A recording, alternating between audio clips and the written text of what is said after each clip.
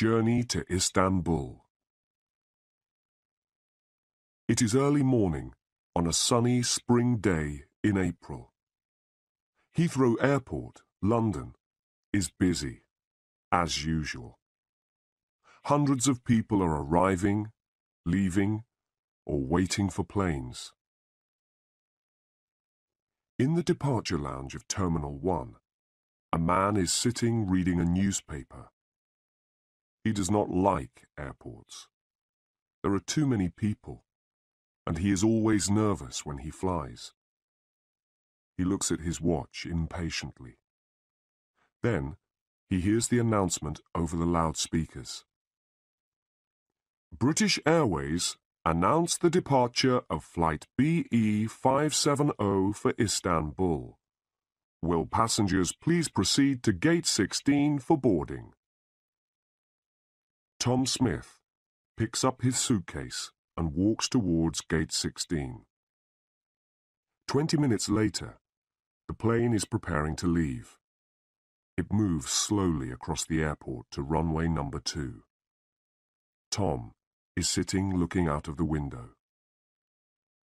The plane suddenly moves forward, races down the runway, and rises into the air. Tom looks down at the houses and roads far below and smiles. London is behind him. Now he is on his way to Istanbul. Tom relaxed and took a letter from his pocket.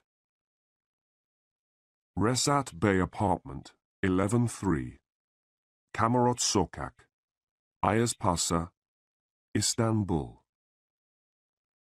My dear Tom, thank you for your letter. I am so happy that you can come and visit me for a holiday. Life here in Istanbul is very interesting. I am enjoying my work, but I miss you very much. It will be wonderful to see you again. I'm sure we will have a very nice holiday. Spring is here, and the weather is beautiful.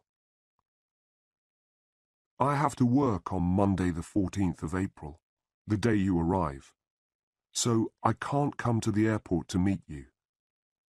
But you can take a taxi from the air terminal to Taksim Square. That's in the centre of the new part of the city. There's a big hotel called the Park Hotel near the square. I'll meet you there at 5 o'clock. We'll meet in the American bar. The view over the city is beautiful. I can't wait to see you again, Tom. I have so much to tell you.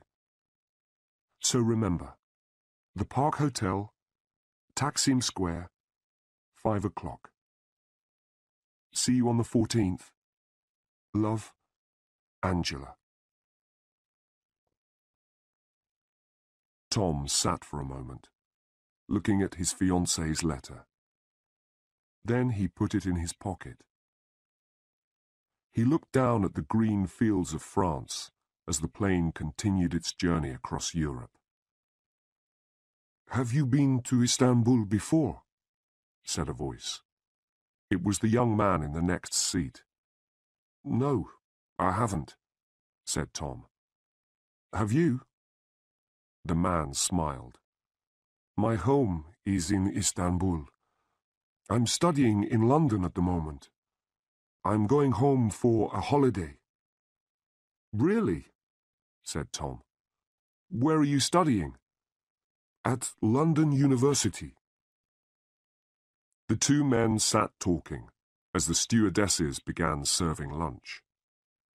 The young man told Tom his name was Kamal. His parents had a shop in Istanbul. "Are you meeting someone in Istanbul?" Kamal asked. "My fiancée," said Tom. "She's working in Istanbul." "That's interesting. How long has she been there?" "She went to Istanbul 2 months ago.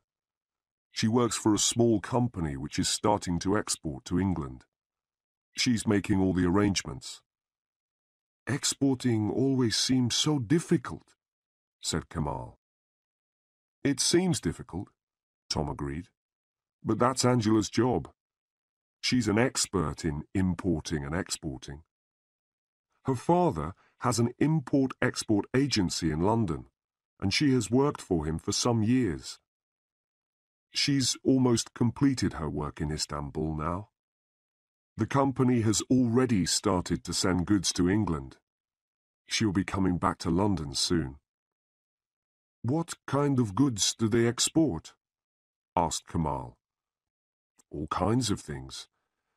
Brass ornaments, coffee pots, trays, leather, and onyx articles. Angela's father thinks these goods will sell very well in England. That's interesting, said Kamal. My parents sell things like that in their shop in Istanbul. The two men went on talking as the plane flew over Italy and Greece towards Turkey. Soon, they were descending to Yeşilköy Airport, Istanbul. When the plane stopped, Kamal stood up. I hope you enjoy your stay in Istanbul, he said. Here's my telephone number. If you need anything, phone me. I live in Sicily. It's not far from the center of the city. Thanks, Kamal. That's very kind of you. Not at all, replied Kamal. Nice to meet you. And now, goodbye. Tom went through customs and immigration and walked towards the airport exit.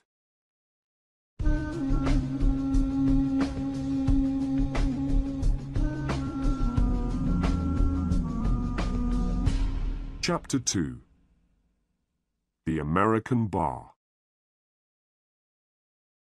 A bus for the city air terminal was waiting outside the airport. Tom got in and sat down beside the window. Other passengers got on, and the bus left the airport and drove towards Istanbul. Soon, they were driving past the houses and apartment blocks near the city. Then they passed the old city walls. Tom felt excited and looked at everything. He saw beautiful old mosques and street markets. The bus was now approaching the center of old Istanbul. It stopped at some traffic lights. A car stopped beside the bus. The door opened, and a woman got out. Two men were with her. Suddenly, Tom jumped to his feet. It was Angela. Angela! Tom shouted. Angela! Here! It's me, Tom! He knocked on the bus window. Suddenly the traffic lights changed, and the bus moved forward. Tom ran to the back of the bus. Angela and the two men were going into a building. Angela! He shouted. He stopped. It was too late. The bus was moving quickly down a wide street. The passengers were looking at Tom, and he suddenly felt foolish. He walked back to his seat and sat down. What a surprise, he thought to himself. I must tell her when I see her this evening. Then the bus crossed Ataturk Bridge, and Tom looked at the boats on the Golden Horn. Again, he felt excited. The bus arrived at the air terminal at 4:15. There were some taxis waiting there. Tom went up to one. The Park Hotel, Taksim Square, please, he told the driver. English? You come with me. I take you quickly. At 4:15, the taxi arrived in the square. Here you are, sir. The Park Hotel. Thank you, said Tom, and paid the driver. Tom went into the hotel. He found the American bar and sat down at a table on the terrace. A waiter came out. "A beer, please," said Tom. He sat in the afternoon sunshine and looked down over the city of Istanbul. The view was very beautiful. He was looking at the sea. The Bosphorus was full of ships. There were very big ships going to Russia and little sailing ships. In the distance, he could see the mosques and palaces of old Istanbul. How beautiful! And how exciting! Tom looked at his watch.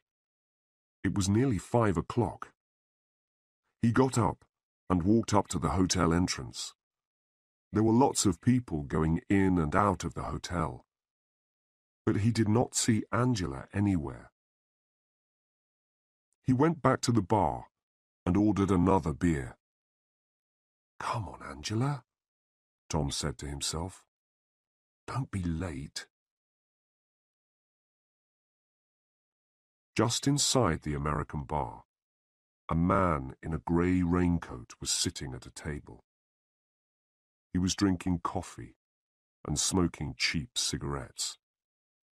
A newspaper lay open on the table in front of him, and from time to time he looked at it. But the man wasn't reading the newspaper. He was watching Tom.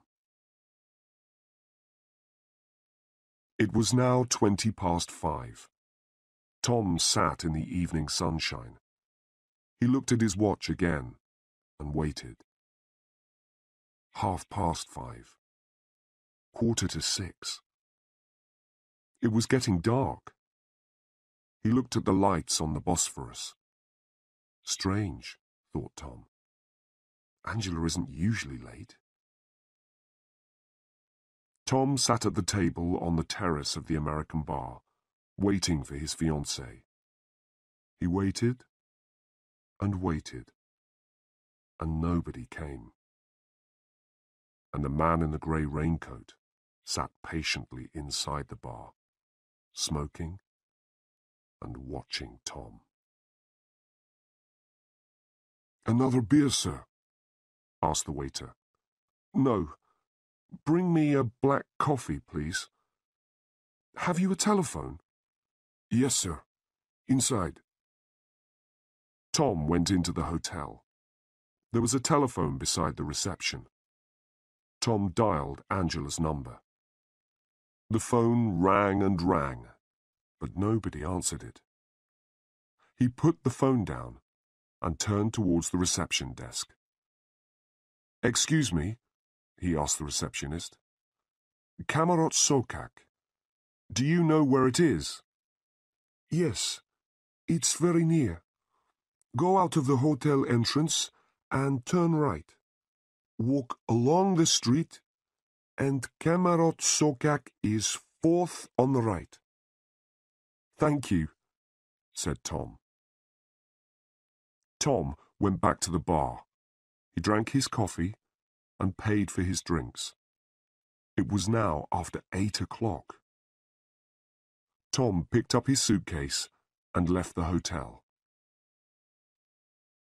Inside the bar, the man in the grey raincoat stood up and picked up his newspaper. He put some money on the table and walked out into the street. He stood on the pavement for a moment or two, then started walking.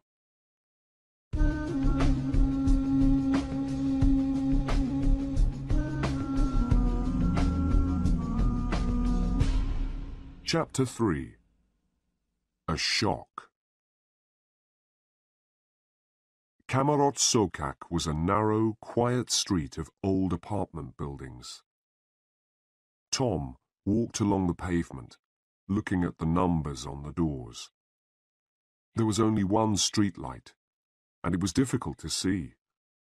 But finally, he found Angela's address, number 11. The building had a large glass door. Tom pushed it. but it was locked. There was no bell. He knocked on the door. Nothing happened.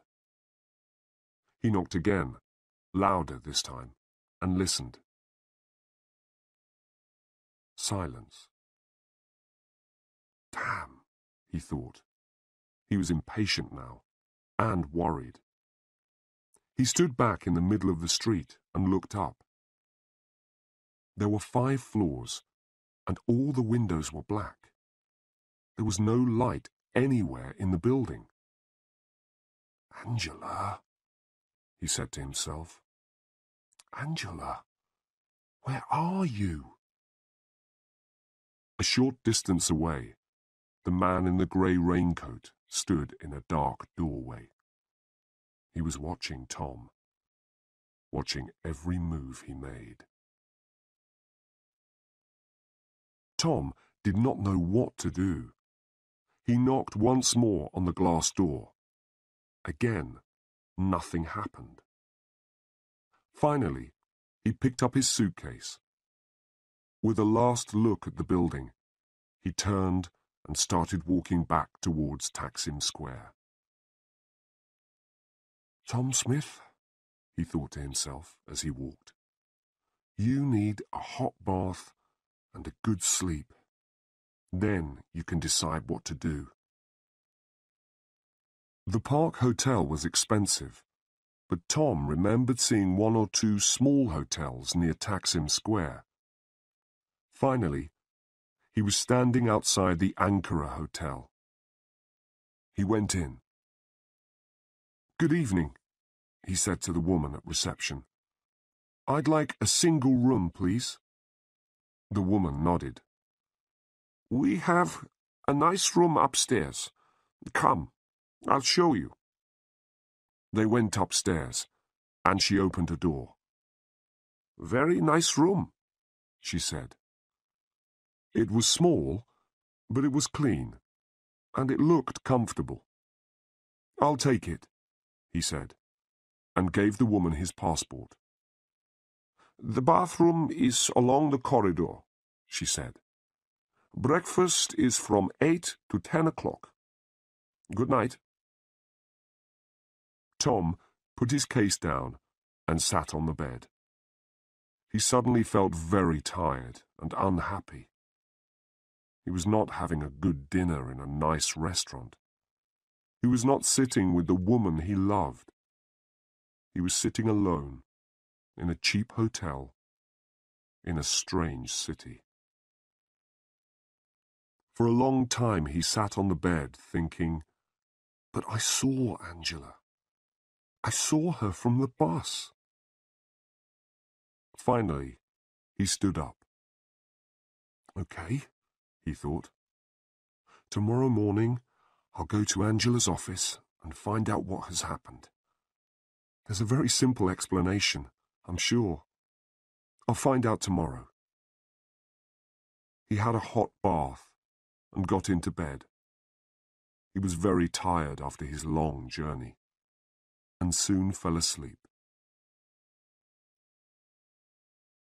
The man in the grey raincoat walked across Taksim Square. There was a telephone kiosk in the corner. He dialed a number and waited. Then he spoke. He's in the Ankara Hotel, the man said.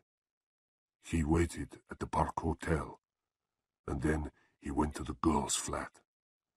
Now he's in the Ankara Hotel. Yes, of course I will. He put down the phone and left the kiosk. The next morning, Tom felt much better. He had breakfast, then took a taxi to the office where Angela worked. The taxi drove through the busy streets and crossed the Galata Bridge into the old city. Finally, it turned into a small street near the railway station. It was a narrow street of shops, small businesses, and workshops. The taxi stopped in front of a grey building. F. Karamian and Co. Export-Import Agency, said the sign above the door. Tom pushed open the door and went in. A secretary was typing at the reception desk. She looked up as Tom came in. "Good morning," she smiled. "Good morning," said Tom. "My name's Tom Smith.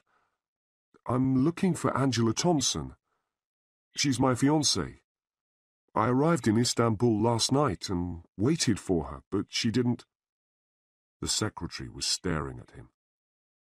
She stood up. "Wait a moment, please, Mr. Smith." She hurried over to a door marked Office and went inside. Tom could hear her talking to someone. The door opened and a man came out. He looked very serious. "Mr. Smith, my name's Dunya.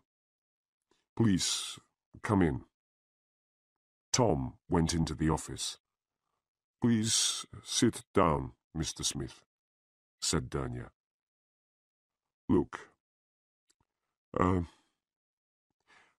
I don't know how to tell you this, Mr. Smith. I have some very bad news for you. I'm very sorry indeed.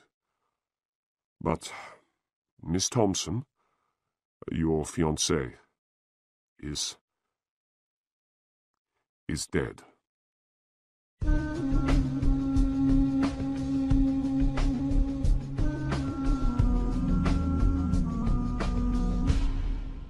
Chapter 4. I saw her. "Drink this, Mr. Smith," said Mr. Dunya. He handed Tom a glass of strong brandy. Tom sat, shocked, white-faced, unable to speak. He drank the brandy slowly. How did it happen?" he asked. "A car accident. Miss Thompson was driving along a dangerous road. No one knows what happened. Her car went off the road and fell down the hillside." "Yesterday evening?" Tom asked.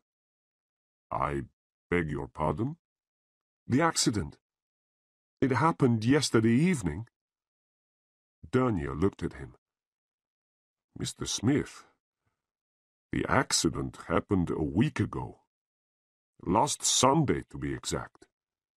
She had been away to Bursa for the weekend and—" "But that's impossible," said Tom. "I saw Angela yesterday." "Yesterday?" "Yes. I was on the airport bus, coming into Istanbul. I saw her in the street." "I'm terribly sorry, Mr. Smith, but you're making a mistake." "No. I tell you, I saw her. "Mr. Smith," Dunya said patiently, "Istanbul is a big city. There must be hundreds of women here who look like your fiancée." Tom said nothing. "The British Consulate were very helpful," continued Mr. Dunya. "They made all the arrangements for the funeral. It was on Wednesday." "Have her parents been told about this?" Tom asked. "That is a problem, I'm afraid. Her parents are on holiday in France. The British and French police are trying to contact them." "So they don't know yet?" said Tom quietly. "No, they don't, I'm afraid." There was a long silence. "Can I have another brandy, please?" asked Tom. "Of course." Tom tried hard to think clearly. "I thought I saw her yesterday," he said softly. I understand, Mr. Smith. It's a great shock. A terrible tragedy for you. For all of us. After a pause, Dernier asked, What will you do now, Mr. Smith? Is there anything I can do to help? I'm not sure, said Tom. I need some time to think. I don't know what to do. Do you know anyone in Istanbul? Suddenly, Tom remembered Kamal. Yes, I have friends. Don't worry. Look, Mr. Dernier, I can't decide anything now. I think I'll stay in Istanbul for a day or two. I'd like to visit the consulate, and maybe the police. Mr. Dernier opened a drawer in his desk and took out a card. He wrote on it and handed the card to Tom. I've written down the telephone number of Mr. David Pennington. He's the man in the consulate who made the arrangements for the funeral. The other number is my office telephone number. Contact me if you need anything. I'm here during the day. Tom stood up. I must go now, he said. Thank you. You've been most kind. Mr. Dernier walked with him to the door. Well, Mr. Smith, once again, I'm terribly sorry. You know, I was so sure I saw her. So sure, Tom said. I understand, replied Dernier. It's a terrible shock. The two men shook hands. Remember, come here any time if you need anything, said Mr. Dernier. Goodbye now. Goodbye, said Tom, and walked out into the street. Mr. Dernier turned and walked back into his office. He closed the door carefully and sat down at his desk. For a few minutes he sat thinking. Then he picked up the telephone. Tom walked slowly through the crowded streets of old Istanbul. The streets were busy and full of interesting people, shops and cafes. But Tom did not see any of those things. He was not interested in Istanbul. He was not a tourist anymore. Tom was thinking of Angela. He remembered the journey on the bus from the airport. He was sure he had seen Angela. She had been there, on the pavement, getting out of a car. But Dernier said it was not Angela. Angela was dead. She had died a week ago. Tom walked through the streets of the city. He walked through the Grand Bazaar. He walked on and on through narrow old streets. He didn't know where he was, or what time it was. He thought about Angela. He thought again about his journey on the bus from the airport. Again and again he thought about it. And again he saw his fiancée. Then he stopped walking and stood for a moment on the pavement. He was standing on a street beside the sea. Angela isn't dead, he thought. I saw her. He looked in his pocket and found Kamal's telephone number. He walked quickly across the street to a cafe. He went inside to the telephone. Hello? Kamal? Hello, it's me. Tom. Remember?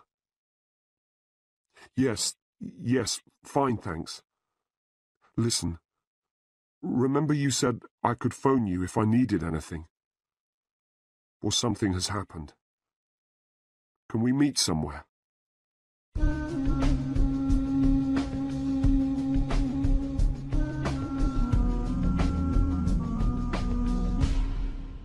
Chapter 5.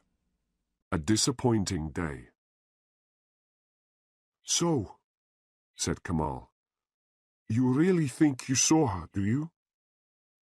Kamal and Tom were sitting in the American bar at the Park Hotel. Tom thought carefully for a moment before answering. Yes, he said slowly. Yes, I do. You probably think I imagined it. I understand that. But I'm convinced I saw her. That's all. Kamal nodded. I can't stop thinking about yesterday, Tom continued. I close my eyes and I can see Angela there on the pavement. I can't forget that. Listen, Tom, said Kamal. We only met yesterday, but already we're friends. You're in my country. You're my friend. And you need help. If you think you saw Angela, that's enough for me. I believe you. Now we have to decide what to do. There are two things I want to do as soon as possible, said Tom. I want to go to the street where I saw Angela. Then I want to go to the British Consulate. I have an appointment for this afternoon. Okay, said Kamal. The street where you saw Angela. Do you think you can remember where it is? No problem, said Tom. We can drive along the same route as the airport bus. I'm sure I'll remember it. And what do you think you will find there? I'm not sure. But she was going into a building with two men. At least we can find the building. Maybe that will tell us something. Okay, said Kamal. My car's outside. Let's go. Tom and Kamal were driving through the city. It was a wide street, said Tom. We came to a roundabout after the traffic lights. We turned left, and then we passed an old aqueduct. Aksaray, said Kamal. It's near here. Kamal drove over Ataturk Bridge. After a few minutes, they saw the old aqueduct. Then they came to a large roundabout and turned right. This is it, said Tom. It's somewhere near here. They were approaching some traffic lights. Tom looked out of the window at the buildings on the left. No, he said. Not here. They drove on to the next traffic lights. This is it, said Tom. This is the place. Kamal stopped the car. You get out. I'll find a parking place. Tom got out and looked around him. He was in a wide street of shops and offices. A newspaper kiosk. A travel agency. He remembered them from the day before. He stood looking at the buildings opposite until Kamal arrived. Tom pointed across the street to the entrance to an office building. That's it, I think, he said. They crossed the street and looked at the nameplate beside the entrance to the office block. There were many names there. A lawyer, a dentist, a doctor, and many other offices. Tom stood looking at the names for a few moments. Well, he said finally, I'm sure she went into this building. But which office was she going to?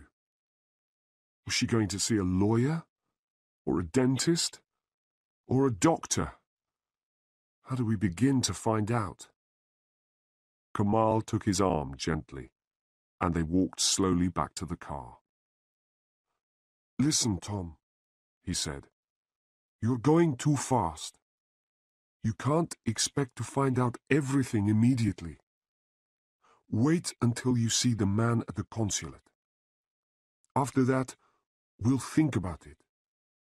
Then we can decide what to do. We know she was going into that building. That's something anyway. Now look, it's lunchtime. You must be hungry. I know a good restaurant near here. You're right, said Tom. We have to be patient.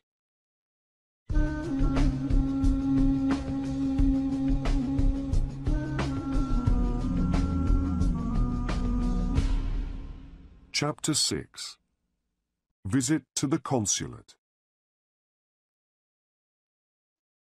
After lunch, Kamal drove Tom to the British Consulate in Mesrutiet Street. He stopped the car at the gate. Well, good luck, he said. I'll wait for you. Tom opened the car door. It's very good of you to help me like this, Kamal. Thanks very much. Not at all, said Kamal. See you later. Tom went through the consulate gates. The old consulate with beautiful gardens round it looked like a palace.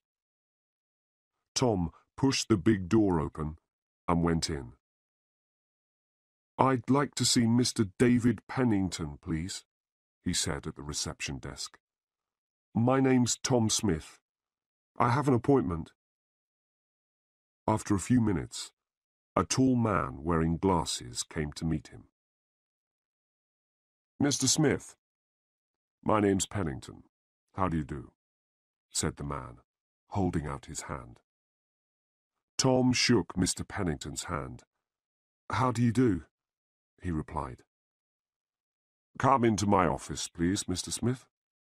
Mr. Dernier told me you were coming.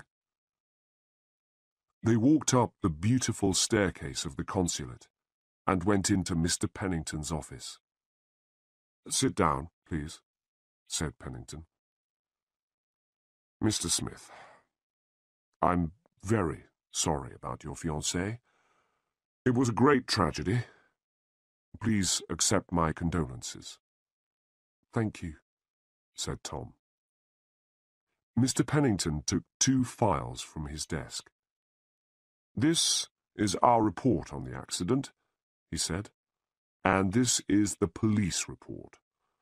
I can give you copies of these, but perhaps you'd like to ask me some questions first. Tom thought for a moment.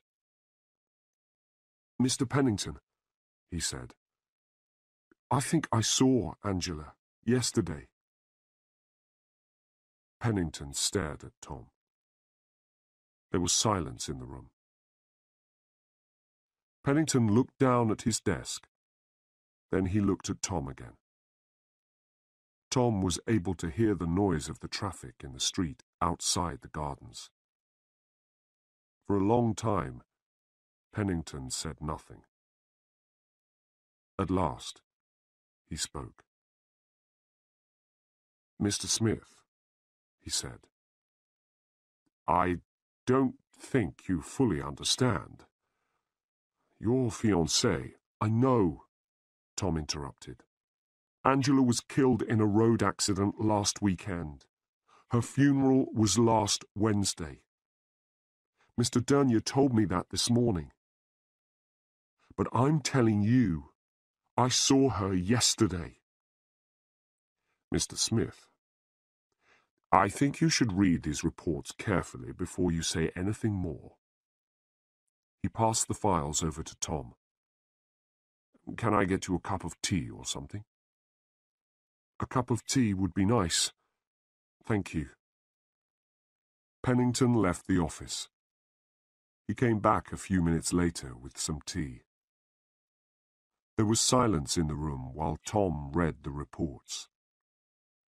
Presently, he looked up. After the accident, Tom asked Pennington, how did they identify the body? That was difficult, said Pennington. As you know, the accident happened on a dangerous road about 200 kilometers from here. Your fiancé's car crashed through a wall by the side of the road and fell down the hillside. The car burst into flames and was completely burned out. The body was very badly burned, so identification was difficult. But the police found your fiancé's handbag lying near the car. Her passport and papers were in the handbag. The police found out that the car was owned by a car hire company. Miss Thompson had hired the car for the weekend. What about Angela's parents? Tom asked. I'm afraid her parents don't know about the accident yet. They're on a camping holiday in France. The police are trying to contact them. What was she doing on that dangerous road? She spent the weekend in Bursa, sightseeing. It's a very interesting old town. She was on her way back to Istanbul. Tom thought for a moment. And are the police quite satisfied? Tom asked. Yes, said Pennington. The police are convinced that it was an accident. The file is closed. And you people at the consulate? Said Tom quietly. Are you satisfied? For a moment, Pennington said nothing. Yes, Mr. Smith. We are, he said. Our job, among other things, is to look after British citizens in Turkey. We have looked into this matter very carefully, and we are satisfied that it was an accident. Tom said nothing. I really am very sorry, Pennington went on. I understand how you must feel. You've had a terrible shock. My advice to you now is to leave Istanbul. There is nothing you can do here. I'm beginning to think you're right, said Tom. Perhaps I should go home. You know, I really thought I saw Angela, but now, where are you staying? Asked Pennington. The Ankara Hotel, near Taksim Square. Will you be all right? Do you know anyone here? I'm all right, thank you. I have a friend here.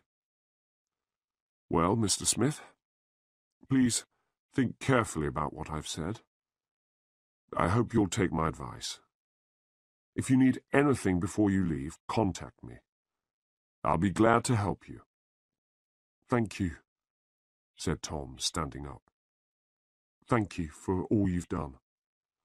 Not at all, said Pennington. I'm sorry your visit to Istanbul wasn't a happier one. Have a good journey home. Goodbye. The two men shook hands, and Tom left the consulate.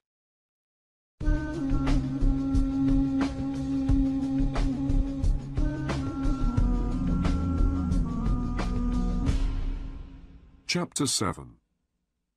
The Man in the Grey Raincoat. Kamal was waiting in the car outside the consulate gates. What did he say? Kamal asked as Tom got in the car. The same as Dernia, Tom replied. It was an accident. Angela's dead. The file is closed. Kamal started the car and drove away from the consulate. Mr. Pennington advised me to go back to London, Tom continued. I'm beginning to think he's right. Kamal said nothing. The police think Angela is dead, and the people at the consulate do too. I'm the only person who doesn't think she's dead. So what am I going to do? Stay here in Istanbul? Go home? Really, I just don't... Now wait a minute. Wait a minute, Tom, said Kamal. How long have you been in Istanbul? Not very long.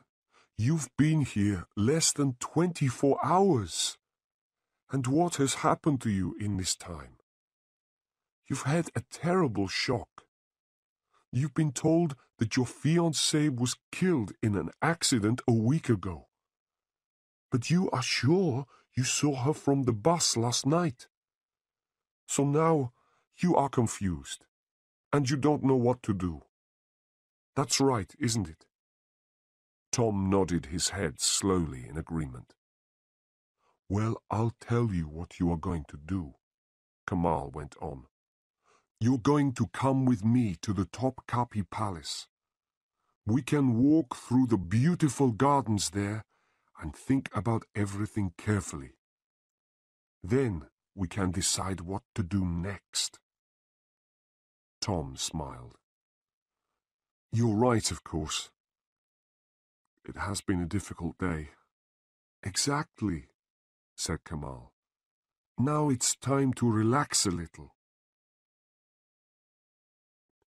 They were driving down narrow streets to the Golden Horn. This is the Galata Bridge. It crosses the Golden Horn, said Kamal. Look, isn't it beautiful? They drove slowly across the bridge in the bright sunlight. It is beautiful, said Tom, looking out across the Bosphorus. Very beautiful. They continued across the bridge, turned left, and drove past the railway station. A few minutes later, they came to Santa Sofia, one of the oldest and most beautiful buildings in Istanbul. It was once a church, then a mosque, and now it is a museum. We'll leave the car here, said Kamal. First, I'm going to show you the Palace of Topkapi. They got out of the car in a large park. They were standing in front of the first gate of the palace. The Sultans of Turkey used to live in Topkapi Palace, Kamal explained. Kamal and Tom bought an entrance ticket. They walked through the gate into the gardens of the palace. This is the first courtyard of the palace, went on Kamal. Over there are the royal kitchens, and over there the harem. That's part of the palace where the women lived. They were walking down a wide path. Kamal looked round, and then he took Tom by the arm. Walk a little faster, he said quietly. Tom saw that there was a strange look on Kamal's face. Is anything wrong? He asked. Keep walking, said Kamal, and don't look back. They walked across the courtyard towards the second gate of the palace. Kamal, what's wrong? Said Tom quickly. Someone is following us, answered Kamal. Someone following us? Said Tom. What do you mean? There's a man in a grey raincoat walking behind us. I saw him when we came into the palace. I wasn't sure at first, but I am sure now. They walked on, and then ran through the second gateway. Kamal looked back. The man was still following them. This way, quickly. Kamal led Tom to the entrance of the treasury. Inside, it was very crowded, and it was also dark after the bright sunshine. We're going to separate now, said Kamal. The man won't be able to follow both of us. You take a taxi back to your hotel. Have you got some money? Yes, said Tom. Right, I'll phone you this evening. What are you going to do? Asked Tom. I'm going back to my car. Be careful, said Tom. You too, said Kamal. See you later.